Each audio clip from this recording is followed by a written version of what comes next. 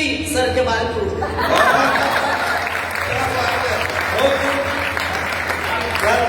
हम तो उतरी सर के बाल टूट गए। तो मित्रों, वैसे तो होली साल में एक बार आती है, लेकिन जब भी आईना देखता हूँ ना, वो होली मुझे हमेशा याद आती है।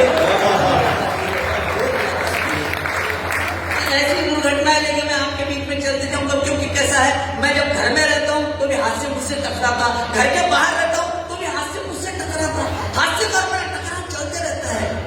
बचपन में माँ बाप ने विनोद नाम इसीलिए रखा, बोले इसका नाम विनोद रखो, कि बड़ा हो कैसे कुछ करने वाला है, और मैं वही करता हूँ। बस आपके बीच में आते रहता हूँ, और ऐसी जो भी मेरे साथ घटनाएं घटती है, घर में रहता हूँ, पत्नी कुछ कहती है, मैं अपनी बात अपने ढंग से सुनता हूँ, मैं वापस कुछ कहता हूँ, पत्नी अपने ढंग से समझती है, दोनों के समझने में जो फर्क पड़ जाता है, उसमें से तीसरी बात निकलती है। और कैसी बात निकलती है, 2-3 दिन पहले मेरी पत्नी मेरे पास आई, नहीं वैसे तो हमेशा आती है, हमेशा साथ ही रहती है, लेकिन जब पीछे कोई दुर्घटना घटने वाली होती है तो 2-3 दिन पहले मेरी पत्नी मेरे पास आई, बोली सुनो जी। मैंने कहा कहो जी।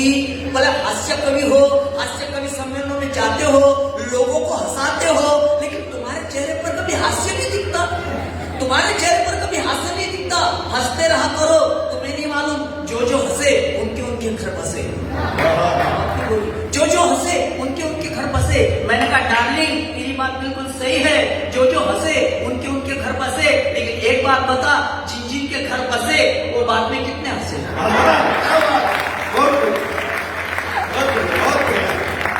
मुझे तो लगता है आज कार्यक्रम में आके हंसे। तो ऐसी बात चलती रहती। महाशिवरात्रि के दिन मेरी पत्नी मेरे पास आई, नहीं वैसे पहले कहती हमेशा आती है, साथ ही रहती है। महाशिवरात्रि के दिन पत्नी मेरे पास आई, बोली सुनो जी। मैंने कहा कहो जी। बोले अपन महाशिवरात्रि क्यों मनाते हैं। मैंने कहा इस दिन शिव जी की शादी हुई थी। वो बोली गलत, इस दिन शिव जी ने जहर पिया था। तो मैंने उससे कहा अरे तुझको समझा सकूं ये मेरी क्या औकात है, जहर पियो या शादी करो, एक ही तो बात है। ऐसी घटना होती है। एक दिन तो मेरी पत्नी ने मुझे झापड़ मार दिया सपने में। नहीं हाथ से कहीं भी हो सकते, हादसों के लिए विशेष जगह नहीं होता। पत्नी ने झापड़ मार दिया सपने में। मैं दूसरे दिन बैंक में पहुंच गया, मुझे मेरा अकाउंट बंद कराना है। दूसरे दिन बैंक में पहुंच गया, मुझे मेरा अकाउंट बंद कराना है। क्लर्क हैरान, मेरे रवैये से परेशान। उसने मैनेजर को बुलाया, मैंने मैनेजर को बताया सर कल रात मेरी पत्नी ने सपने में मुझे झापड़ मारा, मुझे मेरा बैंक अकाउंट बंद कराना है। मैनेजर बोले पत्नी के सपने में झापड़ मारने से और बैंक अकाउंट बंद कराने का क्या संबंध। मैंने कहा सर हम भावना प्रधान कवि आदमी ऐसे बुरे सपनों से डरते हैं, और आपने तो विज्ञापन में लिख रखा है हम आपके सपनों को साकार करते हैं।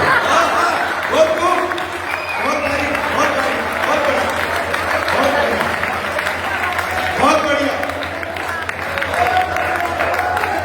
अब ऐसे सपने साकार हो जाए तो अपन क्या करें, लेकिन घटनाएं घटती है। घर में कहो बाहर कहो। अच्छा बाहर में मुझे तो याद है हमारे मंच संचालक काबरा जी के पास में एक बार विदेश से आयोजक आए, सिंगापुर से आयोजक आए। काबरा जी बोले काबरा जी आपके पास में बहुत अच्छी टीम है कवियों की, मुझे नाम दो 2-3 हम सिंगापुर में कवि सम्मेलन करवा रहे हैं। काबरा जी ने नाम दे दिया, अनिकेत का दिया, लाखोड़िया जी का दिया, मेरा भी दे दिया। बोले इसको भी रख लो। बोले इसको, ये तो ऐसा चलता है। बोले जमीन पे कैसा भी चले मंचों पे बहुत चलता है।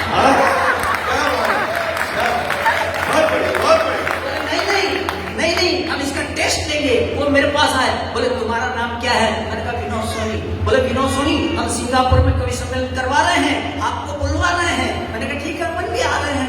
बोले ऐसे नहीं, सिंगापुर विदेश में कवि सम्मेलन है, वहाँ अंग्रेजी आना जरूरी है, तुमको आती क्या। मैंने कहा आती। कितनी आती। मैंने कहा बहुत आती। और बहुत सही समझ गया कितनी आती। बोले ऐसे नहीं, वो सामने गेट के पास एक लड़की खड़ी है, उसको अंग्रेजी में मंच पर बुलाओ। अब इतनी अंग्रेजी मुझे आती थी, मैं पढ़े लिखे लोगों के साथ रहता हूँ। मैंने फौरन आवाज लगाई बेबी कम हियर। बेबी मंच पर। आयोजक भी खुश, अपन भी खुश, लेकिन आयोजक फिर कहे अब इसको वापस जाने के लिए कहो अंग्रेजी नहीं, ये अपने को नहीं आती थी। लेकिन अपन ने अपना दिमाग लड़ाया और खुद उतर के गेट के पास गए और राजा की आवाज लगाई बेबी।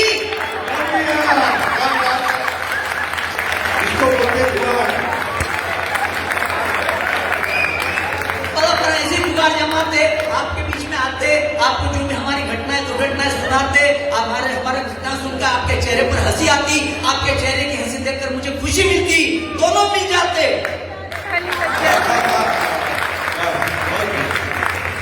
आइए मित्रों, मैं भी कैसा हमारे कवित्र जी को भी जाना है, 10 की गाड़ी है उनकी, 10 से पहले जाना है, इसलिए मैं ज्यादा लंबा समय नहीं लूंगा, क्योंकि अगर मैं लंबा सुना, मैं तो पूरी रात भर अकेला सुना सकता हूँ, इनकी आवश्यकता ही नहीं रखूं। लेकिन क्या है, कुछ मजबूरियां हैं आयोजक की भी और कवियों की भी और मेरी भी, इसलिए मैं ज्यादा लंबी चौड़ी बात न करते हुए मैं एक छोटी छोटी बात से हास्य के 1-2-4 बातें, उसके बाद मैं व्यंग पे भी आऊंगा। हास्य की बात है, क्योंकि हमारा देश है समस्या प्रधान देश है, समस्या प्रधान देश है हमारा देश। बड़ी बड़ी समस्या है, छोटी छोटी समस्या है, आंतरिक समस्या है, बाह्य समस्या है, हर समस्या का समाधान है, लेकिन हमारे देश के नेता चाहते नहीं। अगर उनके पास नहीं तो मेरे पास आ जाए, मैं देता हूँ। हर समस्या का समाधान है मेरे पास। सुबह सुबह एक महिला मेरे पास आई, घरेलू समस्या लेकर सुबह सुबह एक महिला मेरे पास आई, मुझसे बोली, विनोद भाई आपका बेटा अंगूठा चूसता था, आपने उसकी आदत कैसे छुड़वाई?